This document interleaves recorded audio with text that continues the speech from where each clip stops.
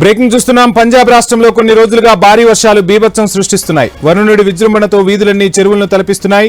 లోతట్టు ప్రాంతాలు పూర్తిగా జలమయమయ్యాయి. భారీ వర్షాల కారణంగా మెగా జిల్లాలో ఓ రోడ్డు కొట్టుకుపోయింది.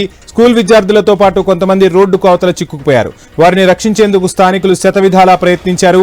ఎంతకీ కుదరకపోవడంతో మనుషులే వంతెనగా మారారు. ఒకరినొకరు పట్టుకుని రోడ్డుకు అడ్డంగా పడుకున్నారు. వారిపై నుంచి విద్యార్థులు సురక్షితంగా యువతల వైపునకు చేరుకున్నారు. ఇందుకు సంబంధించిన దృశ్యాలు ఇప్పుడు నెట్టింట వైరల్ అవుతున్నాయి. వీడియోను చూసిన నెటిజన్స్ యువకులపై ప్రశంసల వర్షం కురిపిస్తున్నారు. ఆ విజువల్స్ ను మనం ఐ న్యూస్ స్క్రీన్ పై చూస్తూ ఉన్నాం.